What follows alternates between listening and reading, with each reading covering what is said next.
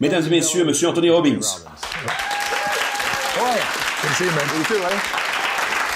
Pour commencer, merci d'accepter de venir chauffer la salle. Je suis venu pour ça. C'est toujours pareil, non? Les gens croient que vous allez leur dire qu'il suffit d'y croire pour y arriver, mais vous leur dites que non. C'est vrai, je ne crois pas en la pensée positive, je ne suis pas là pour faire de la gonflette, je suis là pour vous aider à changer les schémas. C'est comme Chuck Liddell, l'Ultimate Fighter, qui était au sommet et qui est dans une passe difficile. Vous avez coaché les Los Angeles Kings dans leur course vers le sommet. Vous n'étiez pas sur la patinoire, vous étiez sur le banc, mais vous les avez coachés, et puis vous avez coaché des grandes personnalités. Vous pouvez avoir la même approche avec tout le monde, où chacun a des schémas différents et vous devez vous adapter.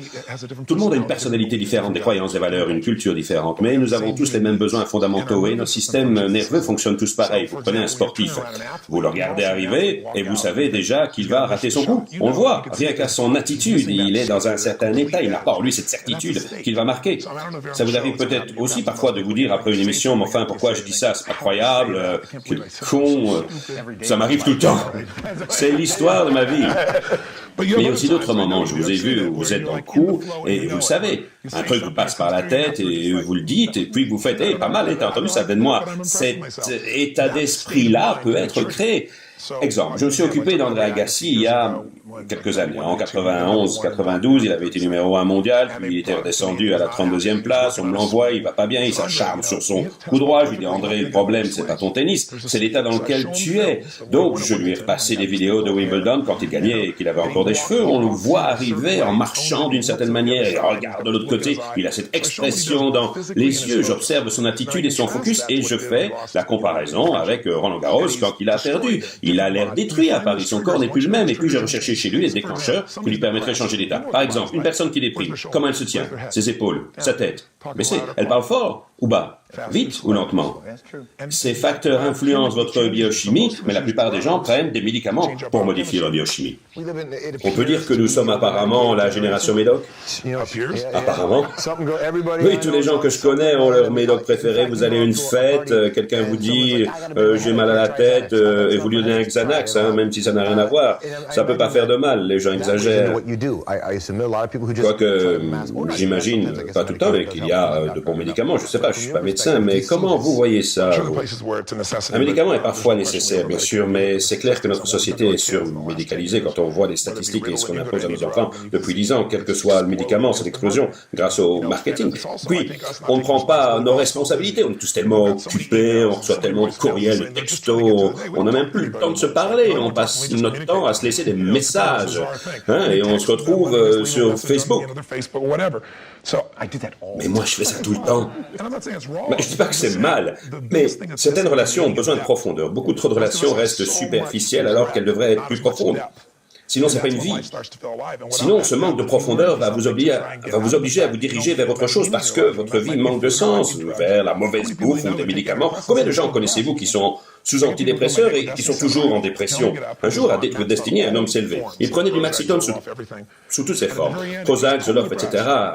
Il était quand même toujours complètement déprimé. J'ai appris qu'il était psychiatre et qu'il travaillait avec un groupe de psychiatres sur le sujet de la dépression. Ils s'échangeaient des prescriptions entre eux. Et on est remonté jusqu'à la cause.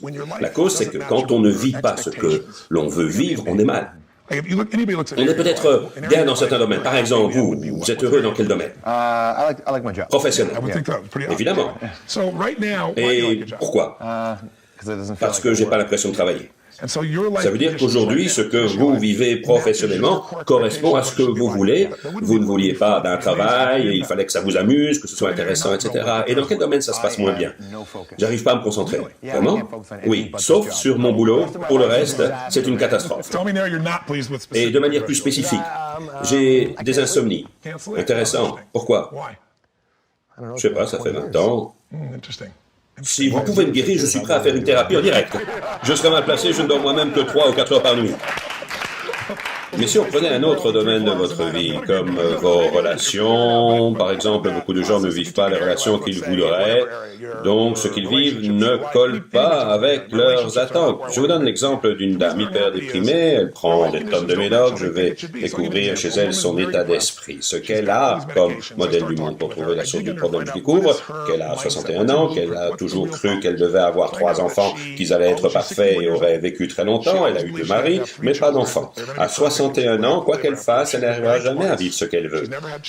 À moins d'espérer un miracle physiologique, elle avait plutôt intérêt à changer son modèle du monde, cet ensemble de croyances et de règles qu'elle avait dans la tête. Sinon, elle n'aurait jamais été heureuse. Ce qui m'intéresse, c'est de trouver chez vous le domaine où votre modèle du monde est comblé, où est le domaine où il est moins respecté, pour trouver des solutions, soit en changeant de vie, d'apparence, d'entourage, ou en adaptant votre modèle du monde à votre réalité pour mieux profiter de la vie.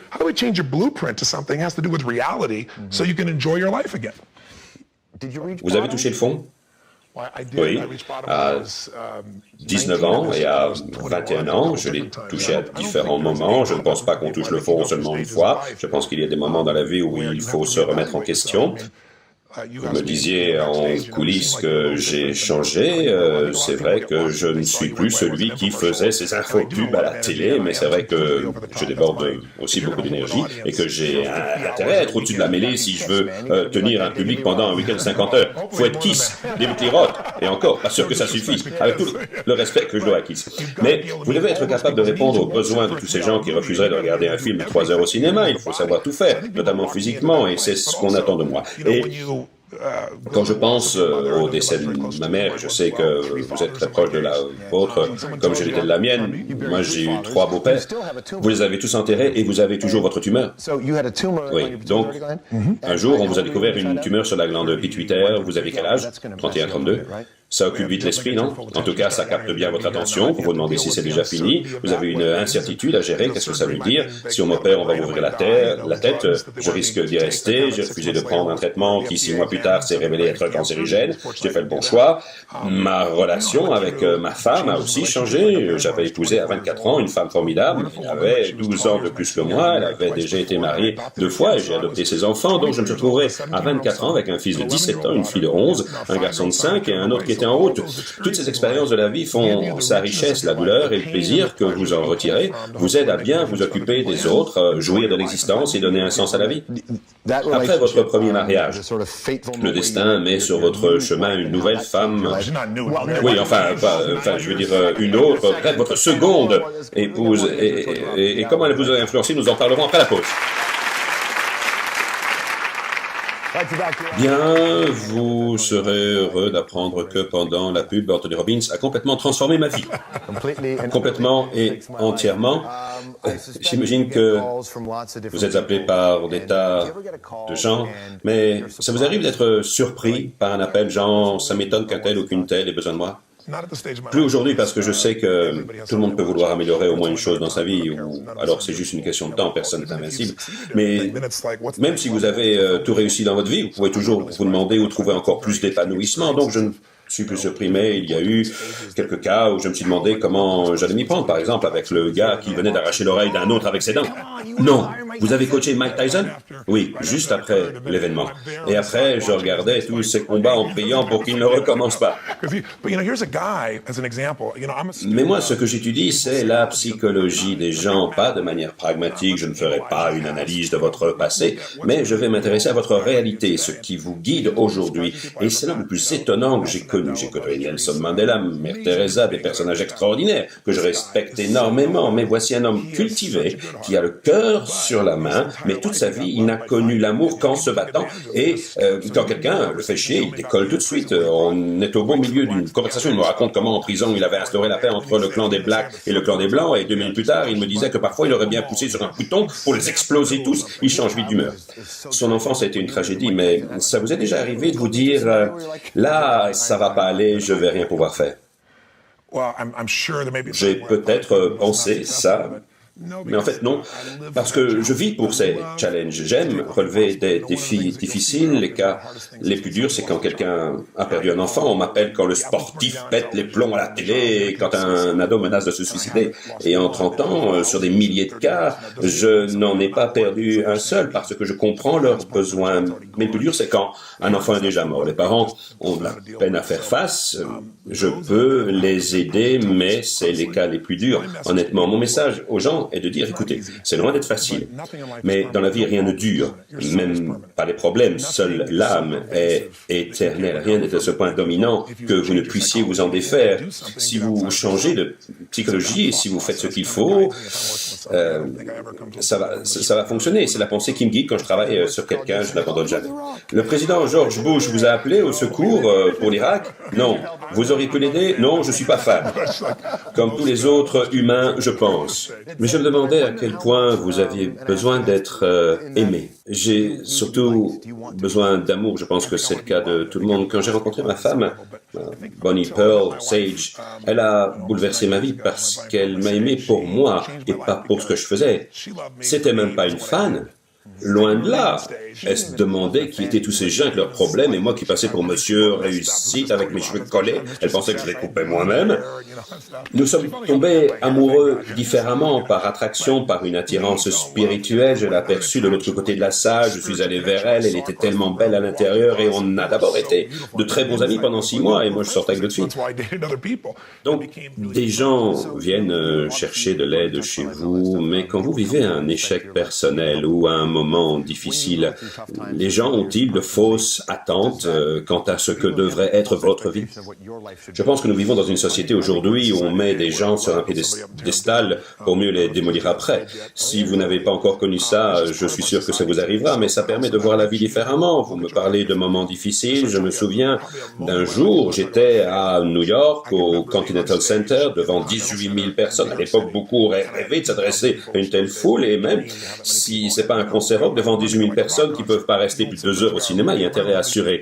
Et les gens peuvent voter avec leurs pieds quand ils veulent. C'était génial, il y avait une ambiance de fou, c'était la fête, les gens venaient m'embrasser. Et ce jour-là, une de mes sociétés est entrée en bourse et j'ai gagné 400 millions en un jour. Sur papier, bien sûr, mais tout de même.